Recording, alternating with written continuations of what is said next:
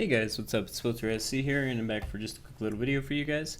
In this case, what I wanted to do is go over SC2Replaystats.com, and the reason we're going to go over this website is because these guys are sponsoring the up-and-coming Bronze to Masters series, so they're going to help me create all this great content for you guys, as well as provide a little bit of monetary support so we can get it done without having to necessarily worry too much about our back end and all that fun stuff. So, with that being said, let's jump right on into what I mainly use this website for. Because I've been using it for well over a year plus, and the main reason I got into using it is when I came back I was looking for an alternative to some of the other websites that were available, and simply from the fact that I don't like paying for things, right?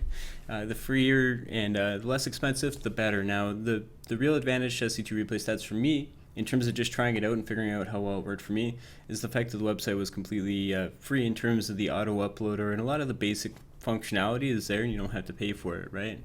So under the elite options, you can see there's the ability to search for replays in the training center. I'll cover that a little bit more, but in terms of the free stuff, you get all this stuff here, as well as the ladder challenge, which is that guy right there, and I'll mention a little bit on that later on because it is a good way to kind of motivate yourself to play a bunch. I know I did use it when I was first coming back to just mass games because I was not really playing that well. Sometimes you just got to play a lot of games to get yourself back in shape. So the first thing I really use SC2Replaystats is when I have to go play a bunch of games to learn a build order or maybe analyze and find problems in some of my gameplay. And the easiest way to do that is, because again it's an automatic uploader for replays. You see this is on auto matchmaking. If I just set it to all here, filter everything out, and I'll have to go back into replays after I do that, but it's not a big deal. And you can see I played a few games against a very easy AI, and the reason I did this is just to get a feel for a build that I was doing. Now, one of those games is 4 minutes and 33 seconds. That's because I made a major mistake, so I just gave up and threw that one away, as well as I tried a few different variations of the build before I played a couple of games against my friend to see how those played out. And if we take a look at the first game, this is actually probably the strongest one, funnily enough. As we can see, we don't quite have the map image in, but that's alright, because it was played on Terraform. I feel like Terraform's like the newest map, and it's one of the better ones out there in terms of the new maps. Now, the cool thing here is lets you see things like your supply blocks and all that, but what I can do is I can scroll to any moment in the game and see what my army composition looked like, right? So I can see, like, as I'm getting closer to maxing out, how fast I did it, all that fun stuff, right? And now for me, what I want to do typically for me, I just check at 10 minutes, right? So we're just going to scroll over to 10 minutes. There we go. And at 10 minutes, you can see I had 48 workers, still have my Reaper and all that stuff, and a bunch of Marines, and things were looking pretty good. That's kind of where I wanted to be. I was missing a couple extra barracks in terms of what I wanted to transition to later, because this is a Terran versus Protoss build that I was practicing. The one big thing about this build is because you do a bunch of aggression around this kind of 7-ish minute mark, so you'll be dropping off things like your Widow Mines and all that stuff. You will see a couple supply blocks in terms of the actual in-game, because it's just a practice game. The units aren't actually going to be lost because the computer probably won't have anything to kill them with, right? But ended up working out pretty well for me. I was pretty happy with how well I executed that. But when we go look at the actual in-game execution, we're going to see a little bit of a different story, right? So if I just rip over here, this is again where the aggression starts coming out around that 7-minute mark. And you can see my Marine count goes from 14 and it just drops off to about 6 there, right? But at the same time, we can see killed a bunch of my opponent's probes in and around this area. So this is where there's a lot of heavy micro. Now, the big catch is, am I making a lot of workers during this time? You can see up until that 10-minute mark, there's a few gaps there, right? And I only ended up with about 40 workers instead of the 48 I had before. So what that means is when I go back and look to play more live games, I'm going to really have to put a focus back on my worker production, right? And it's a very simple way of, you can go out, you can play like 10, 15 custom games, just get a feel for a build, and then go play your friend a bunch, or even just go play on the ladder and do the build, and just kind of ignore the race you're playing against. It's actually one way I do like to practice, is I'll just play on the ladder and ignore the race I'm playing against if I'm working on a particular build, because you can actually see some pretty cool stuff. Sometimes the build won't work like at all against a certain race. Typically TBT is a little more aggressive in terms of things like Banshees and stuff like that, so you can't get too cheap with your defense. And you'll kind of figure that out as you go, but it's a good way to practice.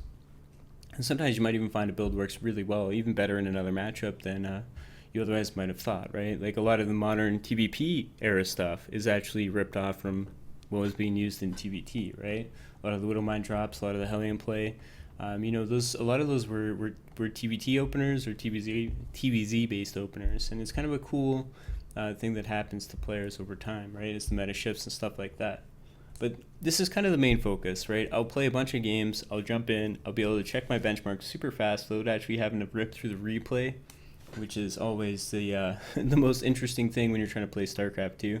But it just lets you do things really quickly. And if you notice there's a common problem within your game, or there's a common area you keep getting supply blocked, or you're always just short of getting your buildings up and stuff like that on time. I'll give you an example of that. If I just click on myself for my own stats, I'm going to be able to see like when I built all my structures, right? So for me in this game, my factory came up. It started at 432 and it came up at 530. Now let's say you can see my start port starts at 536, so there's about a 4-second gap there. That's not too bad at all. I'm not overly concerned. But let's say there's about a 30-second gap between those two, right? That would be something that I'd be able to pick up when I was looking. I'd have my notes for my build order or whatever, and I'd be like, oh, okay, like I'm actually making a bunch of mistakes here in terms of how I should be utilizing this, utilizing the build. Like, why am I missing this time? Then you go ahead and you jump into the replays and figure out exactly what's going on and what's going wrong and all that fun stuff. You can also see cool stuff like the stats, so like what units did what in the game in terms of kills and losses and all that fun stuff, but that's a little bit more for fun and less in terms of overall effectiveness. It does give you a pretty good idea in terms of like how you're building your composition though. So if you only made like 2 or 3 Marauders, that might be a problem. If you're, for instance, playing TBZ and you're not really making any Widow Mines, that would be a noticeable problem. Stuff like that is a pretty cool idea of figuring out, how things are really going for you. Alright, so this is the other area that I really like to utilize on SC2Replaystats, and those are my game length statistics.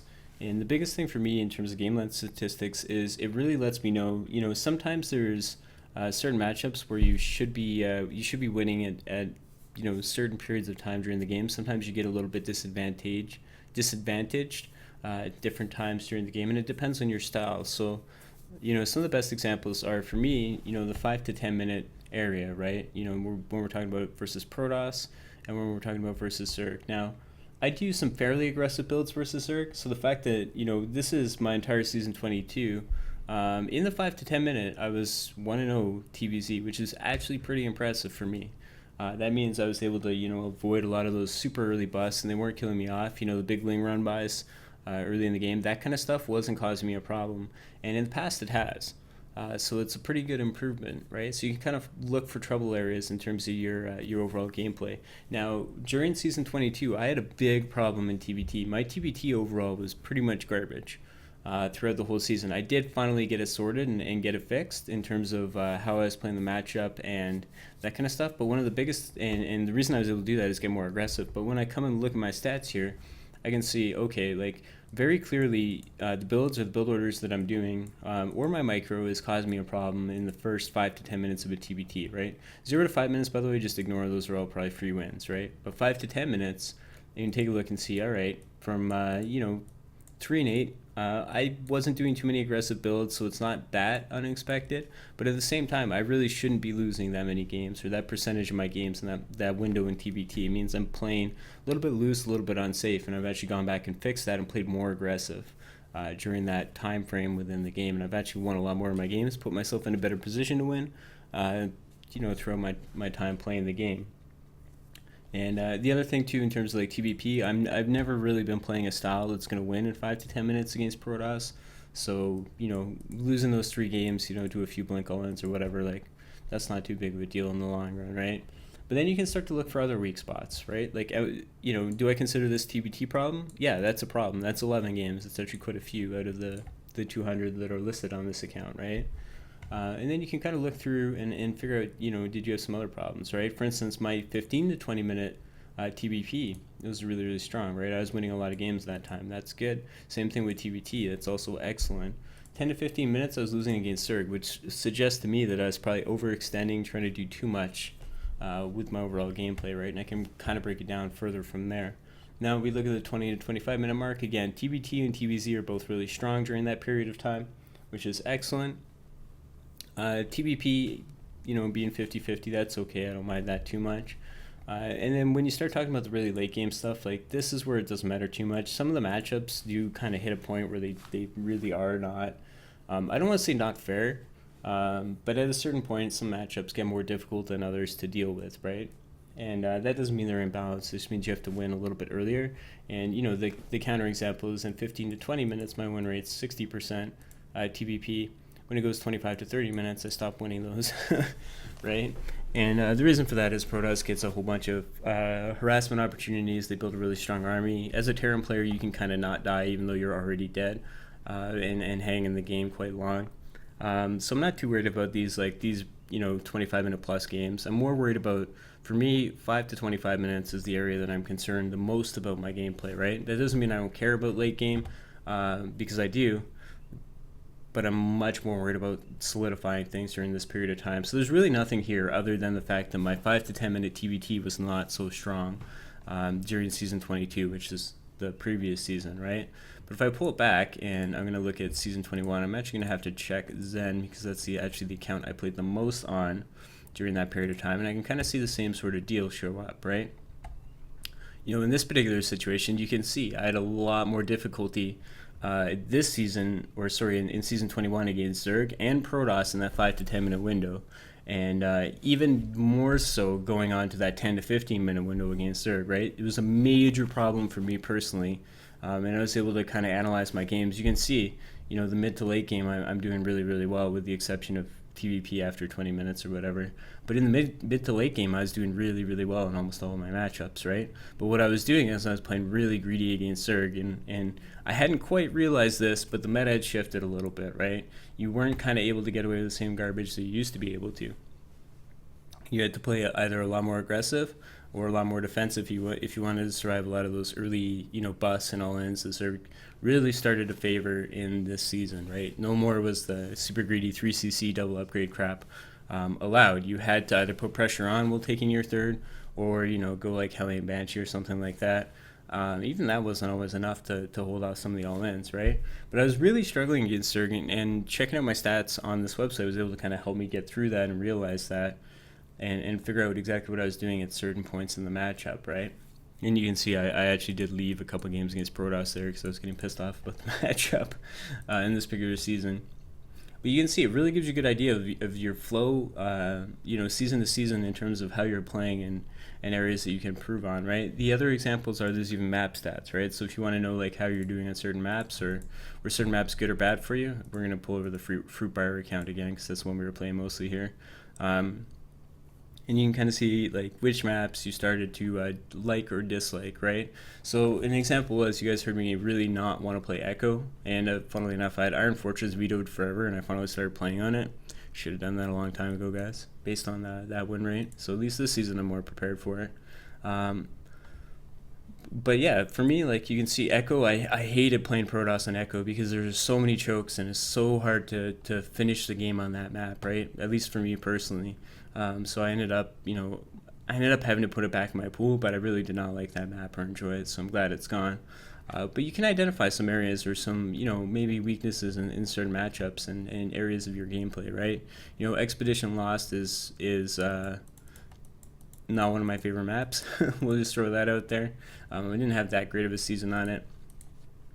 Vanny Research Station, you can see very clearly Terran favored. This map, I think, is Terran favored in general, which is unfortunate that it's gone this season, boys. I was hoping to get it back, but we didn't. You can see kind of a weak TVT, which this suggests to me that I'm still doing a poor job at defending some of those early attacks, right? But you can really dive into the stats and see how you're doing a certain map, see if there's areas that you need to improve on, or see if a map just needs to go. My example would be Echo would be a map that probably just needed to get vetoed a lot earlier than it did. But again, just a couple of really easy statistical things you can look at to get a better feel for your gameplay and how you can improve and things you can do.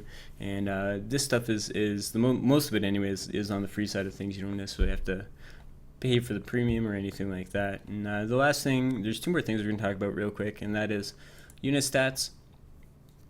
I'm not gonna lie, unit stats, 99% of this is just for fun, but it can still give you a decent idea of what's going on. So you can see, I basically played all the races and, played twos with my buddies and stuff like that. But you can see which units you were effective with and which ones you weren't, right? So an example is, everybody knows I play a lot of bio, and I can actually see how many Marines I made in every matchup, and see which matchups they're the most effective in. And you can see in TVT, Marines are actually not that effective. my KD ratios weren't that good for my Marines. And TVP is even worse, right? So what does that tell me? Well, in all honesty, in TVP, my Marine positioning is usually quite poor, right? Wasn't doing a good job of that. They're just getting murdered by Colossus, basically. The other one is I only made about 240 ghosts, which is not that good. And you can see my ghost KDA ratio is 0.88. That's terrible for an very expensive unit, right? So there's still useful information in this, but it's much more of a like, hey, this is kind of cool. Look at how many Marines I made this season, boys. And the answer is over 30,000. And compare that to the 844 tanks, although there was, a few seasons ago where I didn't even make siege tanks, so I'm glad that number has gone up a lot. The majority of those will be in TBT, there'll be a few in TBZ, and then these are the whole blink all-ins, basically.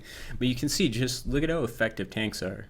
They're so good. Why was I never using them before? I'm an idiot, basically, right? But, even if those are small units like Zerglings or whatever, that's still fantastic statistics on siege tanks. They're god tier units if you use them properly, right?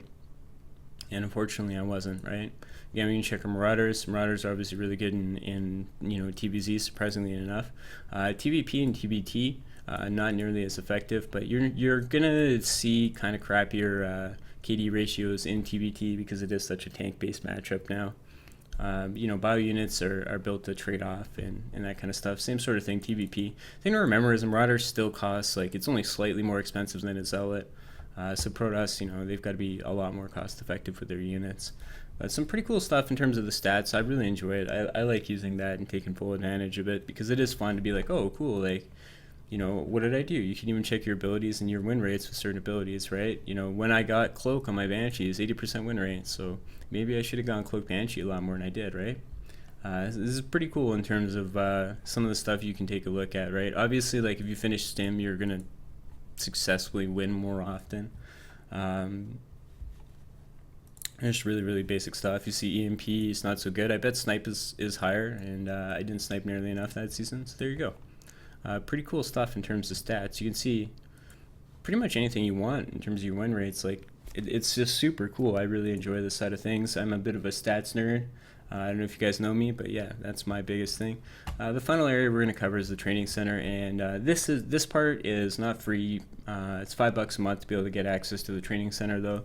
And I do recommend it because there is a bunch of stuff in here that's going to help you out, and it's really, really super effective. We're just going to flip over to Fruit Buyer here.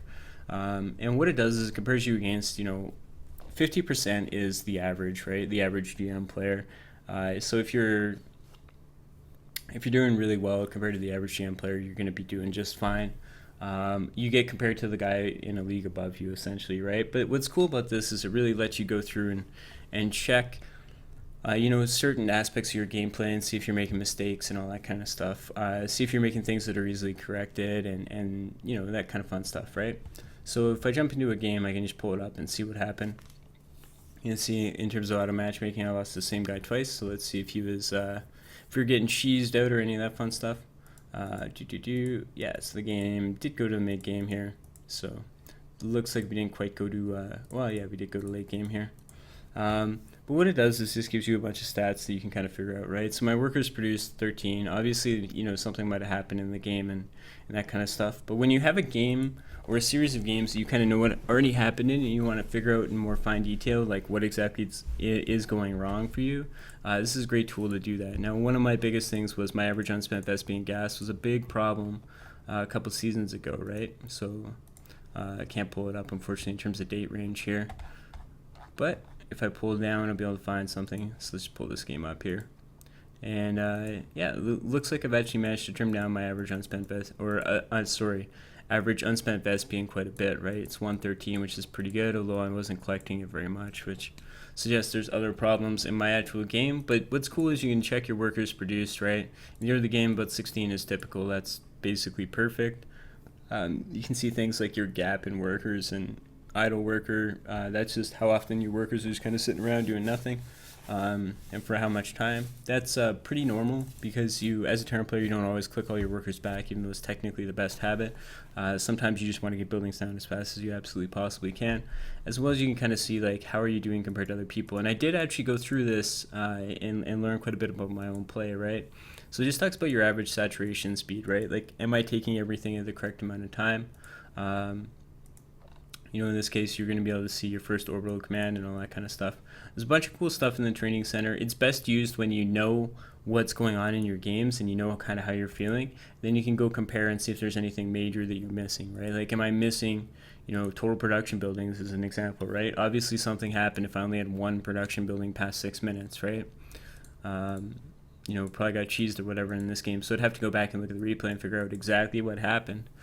But you're going to get a good feel for how you're doing against people that are kind of the average in the league above you. And there's definitely a bunch of cool stuff in the training center that lets you find those narrow, small mistakes. Like I said, the biggest ones for me are my third base was actually coming down quite late, and I figured that out through this. And the second thing that I figured out is my Vespian gas. I was actually mining far too much Vespian far too early, and I was banking around 200 in terms of average unspent, which is really, really bad. It doesn't seem like that big of a deal in the game, but when you do something like that, you're going to be able to afford less workers, and it's going to kind of cut that down. And your production and your buildings and all that stuff are going to come up a little bit later. You really don't want to be in a situation where you are banking that extra gas. You just want to take your gas a little bit later. So it's something I learned about myself that I was able to pull from this. And it's super straightforward, super easy. The website itself, super easy to navigate. You're going to be able to find pretty much everything you need super fast. And like I said, the automatic replay uploader will just upload everything for you as you play a game. It'll pop up the replay and start the analysis straight away, so you don't have to worry about it at all.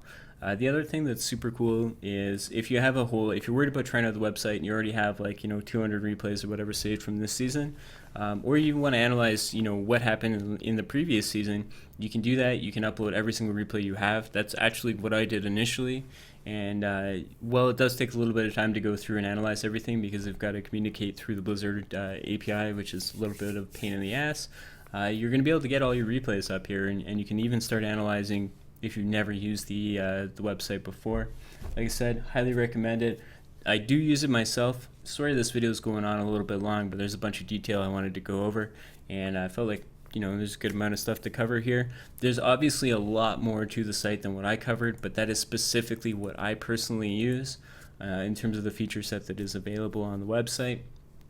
So go check them out, guys. They're sponsoring the new Bronze Master series. They've got some fantastic tools over there. The guy who runs the website's an awesome guy, and he's super, super, super nice. I enjoy talking to him even just about the game of StarCraft 2.